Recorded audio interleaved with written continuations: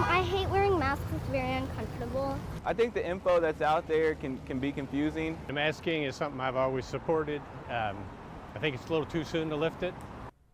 News of the new COVID variants like Omicron XE and BA 2.12.1. Did I get that right?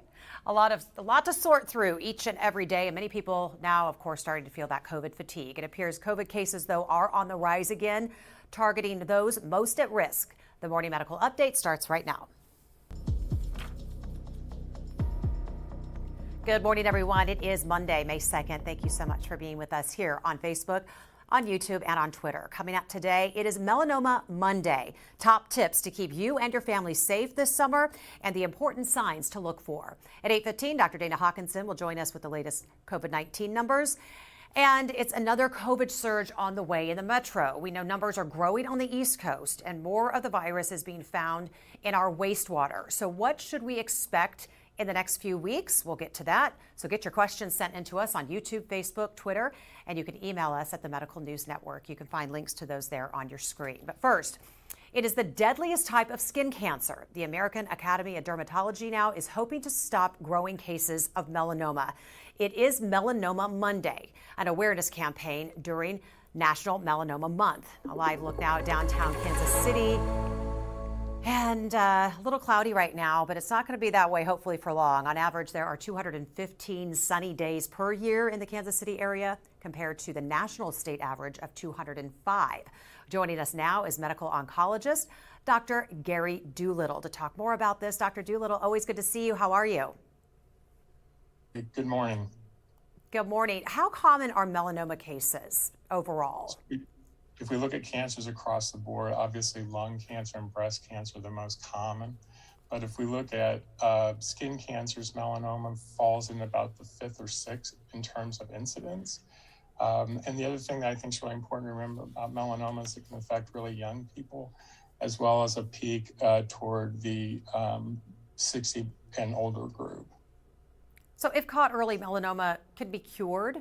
If not found early, though, we know it can spread throughout the body and it can be deadly. Talk about the treatments and the testing available. How do you know when to get tested? All right, good question.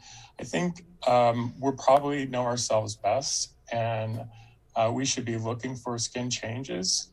Moles that grow, that are itchy, that are bleeding, are giving us information that could, in fact, be a melanoma. I think the most important thing, too, is to get with your primary care practitioner or dermatologist and periodically have a skin check just to keep safe. This is a disease that you can cure if you catch it in early stages. And that is some good news. Dr. Doolittle, how do campaigns, though, like Melanoma Monday help raise awareness and hopefully save lives? A good question. May is actually Skin Cancer Awareness Month, and then the American Academy of Dermatologists have dubbed the first Monday of May Melanoma Monday.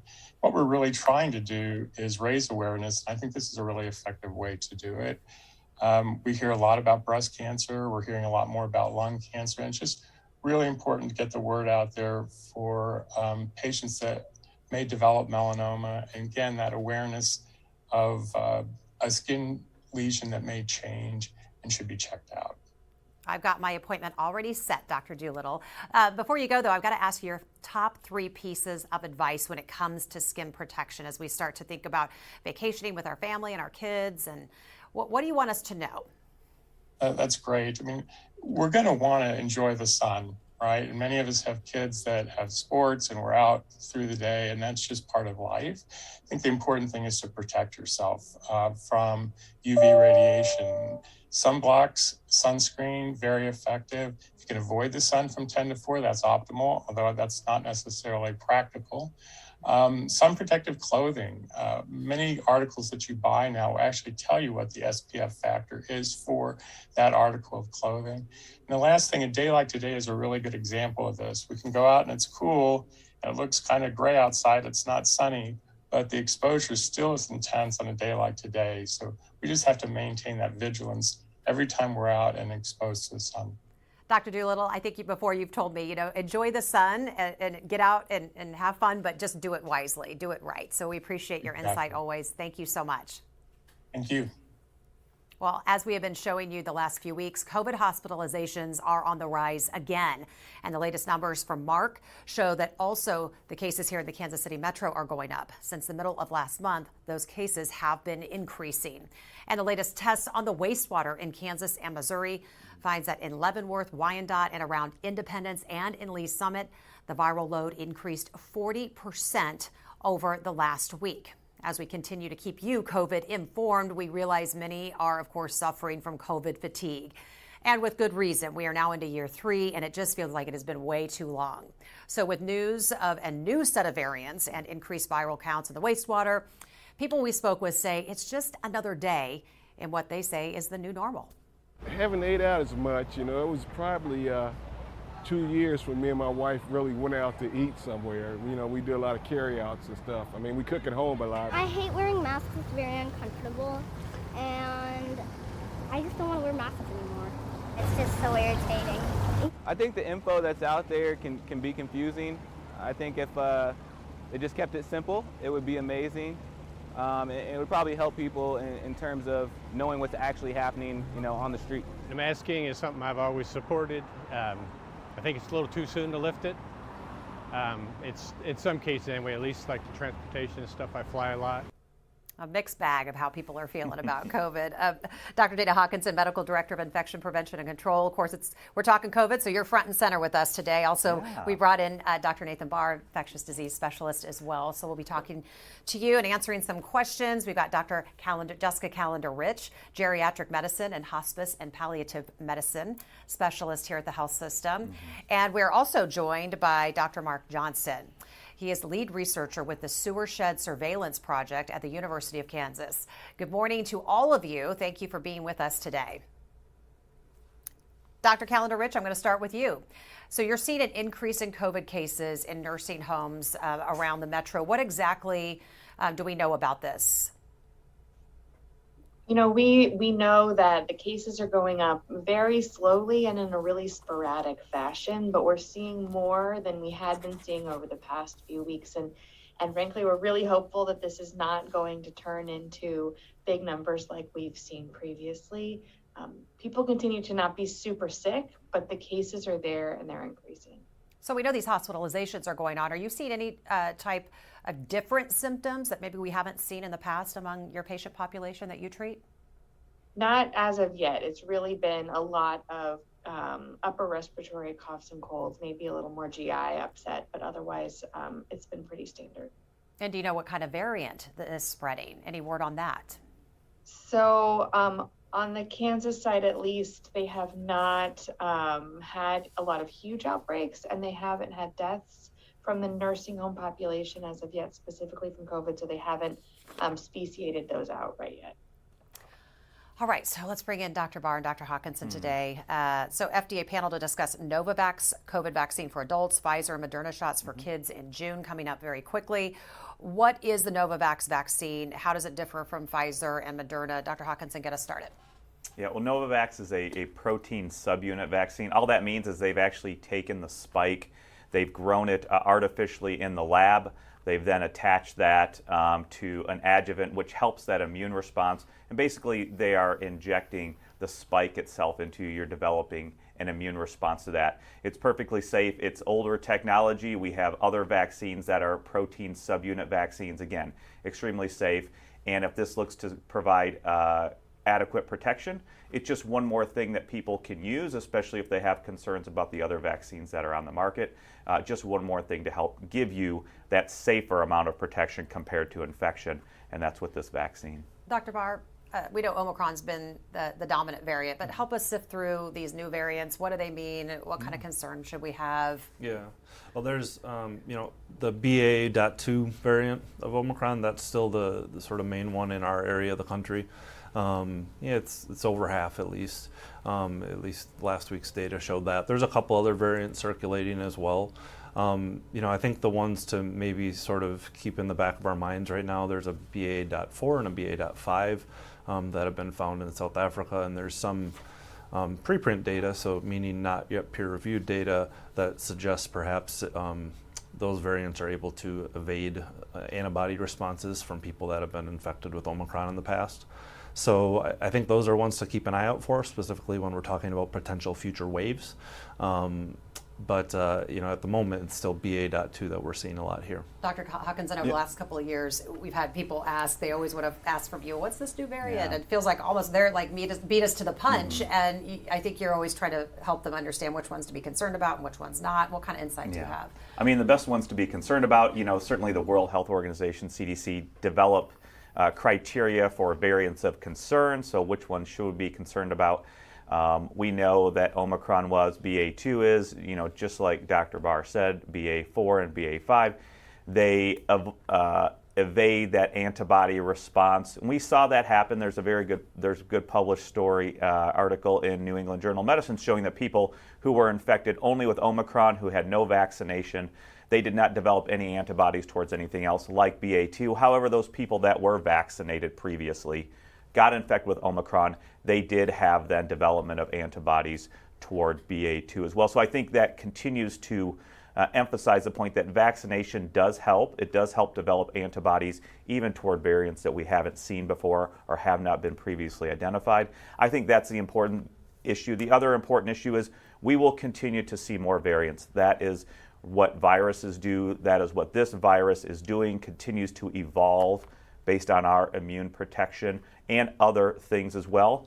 But the vaccines continue to offer great protection, especially in those areas that are identified by our T cells, which really don't seem to change too much. So I think the bottom line is we will see more variants, but if you are vaccinated or vaccinated and infected, you are going to have your optimal safety so that you don't develop those severe disease or even long COVID, which your risk of developing long COVID is probably about halved if you are vaccinated and get infected. So that is one other great effect of vaccination as well. And we have a really good vaccination story coming up, so we're going to keep that conversation going here in a bit. But what about this new report just released just a few hours ago, Dr. Bahr, saying that COVID-19 may have led to a spike in antibiotic resistance? What's that about? Well, I'll say I haven't seen the report, although I was awake trying to get my newborn to sleep. It's Monday. But I didn't see that. Here's what I would imagine the deal is, and I did see a headline, perhaps this is it. There was a lot of, at least in the first year of the pandemic, what I saw, it was talking about antibiotic prescribing being massively up, particularly in the outpatient setting. We saw that in the hospital too, especially right away where there was a fair bit of antibiotic prescribing with people with COVID. And of course that didn't help the COVID at all, right? Unless you have an actual bacterial infection, that doesn't help. But what that can do is lead to resistant bacteria.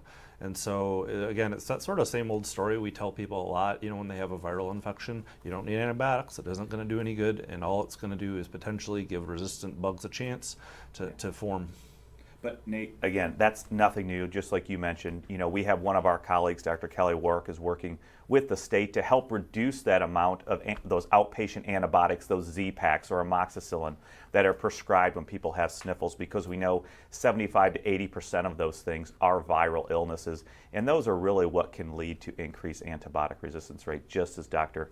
Bahr was talking about. Dr. Johnson, let's get you in on this conversation. We're seeing an increase in the viral load in the wastewater here in the metro area. Explain if this is all COVID. Is this something else? Have you discovered anything new since we spoke with you last? Well, it's definitely all COVID, but I want to clarify off the bat. Numbers are still overall pretty low compared to where we've seen them. They're considerably lower than they were during the Omicron wave in January and February, but they are moving in the wrong direction. And particularly in the St. Louis and Kansas City areas, we're seeing a whole lot of BA2.12.1. We probably don't have any, we haven't seen very many patient sequences yet, but those are usually lagging by a few weeks. But I should mention, it's not, so anytime you have an outbreak, there's really three factors. There is the immunity of the population, there's the behavior of the population, and then there's the variant itself. Sometimes having a new variant all by itself is enough to push it over the edge where you have a big outbreak. That was the case with both Delta and also with Omicron, the original Omicron wave.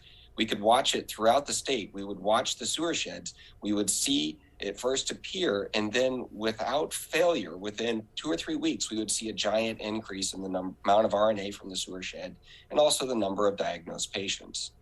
But that hasn't been the case with every variant. Some variants are not strong enough there that by itself it pushes it over the edge. So with the Alpha variant, or it was called the UK variant at that time, about a year ago, it spread through the state, but it did not cause an increase in patients. And I should say the same was true with BA2. We started seeing BA2 in the Sewersheds in early January, and we watched them very carefully. That we would watch this, it appears in a Sewershed, and we would follow week after week, but there was no corresponding increase in cases. Actually, cases and RNA levels were going down as a result, following BA2 appearing. Now, this new one, BA2.12.1, is sort of intermediate. It isn't causing, so we first spotted it about a month ago, and it's in about a third of the Sewersheds now, but it's predominantly in St. Louis and Kansas City areas. It isn't causing a huge spike the way that Delta and Omicron did, but there are increases. Those are the places where we're seeing increases in the Sewershed. So I can't say there's a direct correlation, but it seems most likely that this is just a little bit more contagious, enough to sort of push the numbers up a bit. And like your other guest said, it's been sort of sporadic, though. We saw a spike in North Kansas City about 2 weeks ago that was kind of got our attention, but it was actually 1 week, and then the next week the numbers came down again. It's not like with Delta and Omicron where it's just clearly every week it's up and up and up. It's creeping. Yeah. It's not going in the right direction, but it's not, it's not exponential the way it's been with the really bad variants. Keeps you on your toes. Have to keep an eye out on it. Okay, hang tight Definitely. right there. I'm going to come back with you with a couple more questions. I want to get to our numbers here at the health system. Dr. Hawkinson, can you get to our COVID count for us this morning, please? Thank you. We've done pretty well over the weekend. We still have, that's not right. We have 9 active infections, 1 in the ICU, none on the ventilator, still 5 in that recovery period, so a total of 14 total patients. So we have that corrected now. But again, we went through those numbers late last week. Some of those patients were here, possibly have alternative diagnosis, maybe COVID pushed them over the edge. But overall, the numbers keep continuing to be at a very good level as far as hospital capacity goes. All right, thank you for that. I want to introduce you to a woman now. She turned her doubts of COVID-19 and getting the vaccine into a way to educate others. And she's speaking up and broadcasting her message to the world. Hello, and welcome to the Danielle Norwood Show.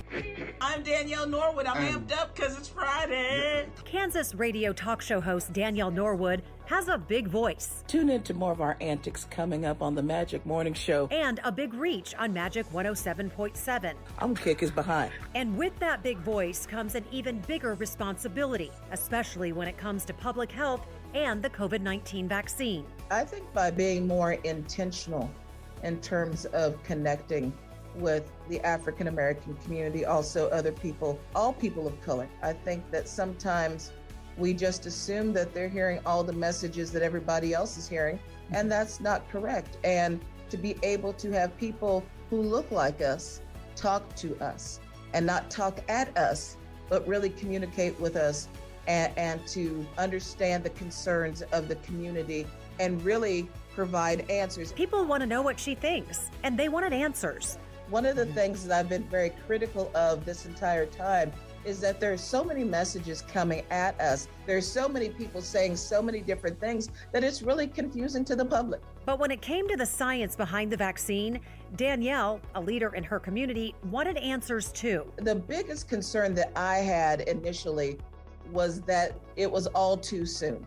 I just didn't think the scientists could actually get it right. I just thought they were throwing some stuff together and using us like guinea pigs. But she took time, found answers, and turned her early doubts into a firm message to the public. I learned the medicine that they used to make the vaccine has been in the works for years. She teamed up with the Kansas Department of Health and Education for a COVID vaccine campaign. So Kansas, please don't wait. Vaccinate. I wanted to make sure that people of color specifically knew that getting the COVID vaccine was the right thing to do and to not have any fear.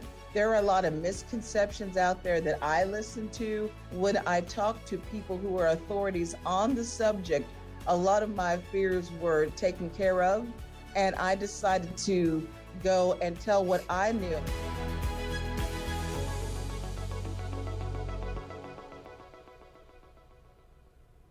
Okay, I just love that lady. Okay, so we're going to continue our discussion right now on the latest COVID news, and part of the news has always been the vaccine. And Dr. Bahr, I'll just start with you, Dr. Bahr. Just how important has it been to make sure that every group along the way is being informed? I think what Danielle said, not everybody hears things the same way. Yep. Not everybody, it doesn't sink in for everybody the same way. There's no right or wrong necessarily. Yeah. Just talk about that a little bit. I think her message is just so spot on and clearly is telling us what we need to hear. You know, there's so many different communities in the United States. We're made up of so many different populations, different groups of people, and we're all extremely important to each other, right? So whether we realize it or not, it's a very important thing that our entire community is hearing these important messages. So if there's pockets that are not getting vaccinated at all, that's a problem for all of us. That's just how infectious diseases work. If we can spread it to each other, it's very important to everybody that everybody's hearing the proper messages about what's going to work, what's safe. These vaccines are extremely safe, and it's, you know, there's been a number of, you know, pretty, I think, reasonable concerns, you know, especially early on when we didn't know a lot. You know, as time has went on, we've learned a lot more. We've found out, well, the safety data is great. You know, there's great reasons for why these vaccines were able to be developed so fast as she discussed. And so it's just so important that all these different groups of people are hearing these messages, because it really does affect all of us. And of course, we want everybody to have the opportunity to have these vaccines, because they truly are saving so many lives. Dr. Calendar-Rich, I'd like to bring you in and get your thoughts on that. You know, I agree with everything that Dr. Bahr has said. The vaccines are critical, and they're critical for all of our populations. And as we look at the different, you know, if I talk specifically about the nursing homes, let's say, right, we know that places with more diversity tend to have lower rates of COVID vaccination, and especially booster shots. And so those are the ways that we protect the people around us and protect ourselves in many ways, especially for these vulnerable populations. Dr. Hawkinson, oh yeah, Dr. Bahr, please. Call real quick. The booster shot bit is so important, so I just want to make sure we don't miss it, because the U.S. is actually, now have a pretty good amount of our population as a whole that's vaccinated with the initial couple doses. We've done a pretty terrible job boosting. Okay, we have a lot of people that are not boosted, and we know very well that the booster is critical to keeping people out of the hospital. So, you know, what I really worry about is if we get another wave, we have so many people without a booster. That's very concerning, and so I just want to make sure we talk about that. So, and it's also like kind of like what Danielle said. Just like now you got to start the messaging all over again. That's and try to reach people again, because a lot of people feel like they've done their part. Yep. And so, Dr. Hawkinson, how is that? Not all messaging is created equal, and we don't all hear it the same. So how do we make sure you get that question daily? You know, should I get my booster? I'm this age. Should I get it? Do I need it? What are your thoughts? I mean, I think it is multifactorial. It is using any means that you have as far as like media. So we have social media, whether that's also mainstream news, TV, radio, using all of those things. But it's also reaching out into the communities, and we know Wyandotte County has really tried to do a very good job with that. We know that our partners on the other side of the state line have done a very good job. It's just reaching out any way you can to those communities, because we know those minority communities have been hardest hit throughout the pandemic in general for many reasons as well. So I think it's trying to utilize all those avenues to get that messaging, get that accurate messaging to those communities whenever possible. Dr. Johnson, back out to you. When it comes to wastewater tracking, how do trends show up during the summer months? What will that look like as temperatures change? And that's a great question. I guess we'll all find out together. Generally speaking, when it gets warmer and people are outside more, there's less opportunities for the virus to spread.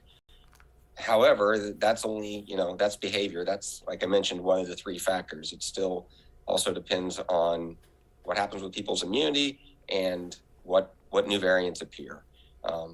another factor with these respiratory viruses in particular, which is a good thing that your other guest pointed out about the booster, is that often your immunity in your respiratory tract appears to be waning. It doesn't last as long as we would like it to, or remains as robust for as long as we would like it to. So we're all going to be seeing together what happens as even those people who are vaccinated, that the time periods from their last vaccine extends and their immunity begins to wane. So in general, things look great for the summer, considering we're going into the summer at really low levels, and there's currently no sign of an entirely new variant. So hopefully we're in good shape for a while. All right, Dr. Johnson, one thing we haven't talked about, and you talked about it last time. So how do you do the collecting? Everyone wants to know. It's not that bad. There's a tube that goes down into the influent. First of all, I don't do it. We have some wonderful collaborators across the state that work at the wastewater treatment. And what the nice thing is they were already collecting these samples because they do it to measure other things about their sewer systems, to keep track of the factors they need in order to properly take care of it. But the tube goes down to the influent. It comes in about every half hour, I believe. It takes a sample. It goes into a jug. At the end of that 24-hour period, the operators wearing gloves pour a little bit into a tube, which they put a cap on, and that's what is double bagged, boxed, and transported to my lab. All right, thank you. Thank you for the description. People always like to know kind of the behind the scenes It's of what that looks like. It's not that bad. People always ask if it stinks. It's really, you don't even smell it. The first thing we do is filter it, which removes all the solids, and we do it in a fume hood for safety. And it's not bad. Okay. We believe you. You're doing good work, and we appreciate it. It's still fun to talk about. It's still fun. I know you used the P word this morning. I know you were trying to figure out how to say that properly. A while back, we dealt with some white-tailed deer feces, and that was far worse. Far worse. Okay, they're pretty gross. Okay, good to know. I'm going to get. Do we have any reporter questions on the line? I think we are good. So let's just get to some community ones before we get out of here today. Yeah. Let's see. Lindsay wants to know, is there a simple blood test to check immunity to see if we need a booster before getting one? Would you even need to do that, or do you just get one? Yeah, the recommendation right now is not to test. There are antibody tests out there, but you don't know, especially in those commercial antibody tests, are they neutralizing antibodies? Are they just antibodies to spike in general? There's really no way to tell about immunity from an antibody test. There also are T-cell tests, but those are very difficult to come by, and those necessarily won't provide you with a level of immunity. In addition, we don't know what level of immunity is good, and so the bottom line is if you need to be up to date, if you need to get that booster, go get that booster. Okay, waiting for this question to come in. Okay, let's see. Jean says UK Health Agency data shows 78% of deaths were vaccinated and boosted. What are the implications of this for US and the causes? Mm-hmm. Familiar?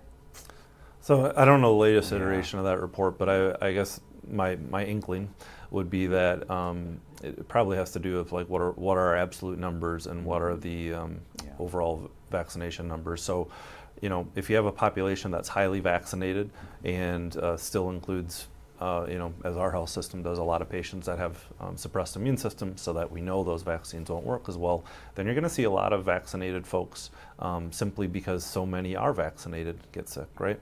If you have a very small amount of unvaccinated folks, then the proportion is going to be less. So when I hear percentages, my first thought when it doesn't quite click with what should make sense with what we've seen all along is, well, what are the absolute numbers? Because if you show me only percentages, it doesn't tell me anything about that.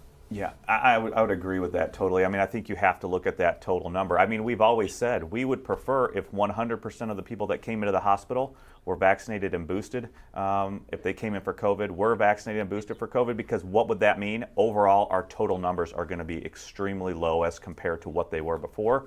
And for the United States, you can certainly go to the CDC. They have updated recently their vaccination status against hospitalization and death. They update that monthly, and I think they just did a recent update of that. And you can still see overall, though, that the vast majority of the people that do die or hospitalize are unvaccinated or not up to date with their booster as compared to those that are up to date.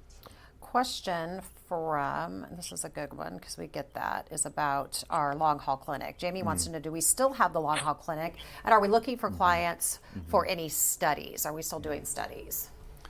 So we don't have the formal, Dr. Hawkinson, correct me if I'm wrong here. We don't have the formal long haul clinic like we did at one point, but of course all of our different specialties of doctors are available to see patients with symptoms that might go along those lines. So it just depends on what you're dealing with, and that would be the appropriate doctor to see. So that's how that goes. Yeah. Yeah, I would agree. We had so much demand for this, and I think moving forward, we are going to continue to see so much demand, and it is going to impact people's lives and their productivity, all of that. We still have our physicians who are seeing those patients for their symptoms, whether it's cough and shortness of breath, seeing the lung doctors, whether it's the brain fog, seeing our neurologists, whether it's just weakness and fatigue, seeing our physical medicine and rehab doctors. They are still doing that, but there isn't that formal virtual multidisciplinary clinic, but you will still be able to get into the specialists to see, get evaluated in management as possible for that. Dr. Calendar-Rich, last question, and I'll start with you on this one. Do you think we need to bring masking back or be looking at masking differently? I mean, I think masking in general is one of the really important pillars of infection prevention. And certainly in many situations, it's the right thing to do. And that includes, at least right now in healthcare settings, which includes those nursing homes and places where vulnerable adults are or vulnerable people are. Generally speaking, I think that in my family, we choose to mask everywhere we go when we're with people that we are not close to and spending a lot of time with generally. But I think we're moving toward a place where we can be a little bit more relaxed and move forward. Dr. Calendar-Rich, a quick final thought for you before we let you go today. I just want to say, I think that this is great news that we're hearing, right? The numbers remain low. They're going up, but they're starting out in a lower place. And I think we're all hopeful that they'll remain that way. And in particular, as we think about individualizing the decisions that we make, we need to look at who we're with and who we're spending time with to help prevent them from having any additional problems. Dr. Bahr, thoughts on masking and your final thoughts? Well, I mean, I think you probably remember my thoughts on masking. I mean, I just to me, they are a pretty low ask to protect people. So to me, I don't know why they went away. Well, I do know why they went away, but it's not a public health thing. It's a low ask. It's easy to do. Our whole family does it. My 4-year-old thinks her masks are the coolest thing ever. She has a great time picking out which one she can wear every day. It's not that big of a deal. It's pretty easy. And so I just see it as, again, it's another one of our tools, and it's something we can do to help each other. It's worth it. Final thoughts. I think I'm just going to go back to, we have a lot of folks in the U.S. and in our region specifically that are vaccinated but are not boosted.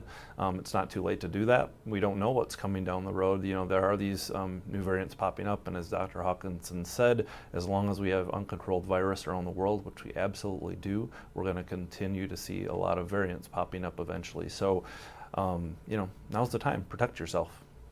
Dr. Hawkinson? Yeah, I mean, I think, again, masking, if you have a concern, if you are high risk or people you know and love or live with are high risk for severe infection, you can always go mask or avoid some of those situations that may be higher risk to do. And I think we really should continue to focus on vaccination. I think Novavax, if it does come out, that would be great. One more thing that we can use, one more vaccine we can use for those other people who may be hesitant.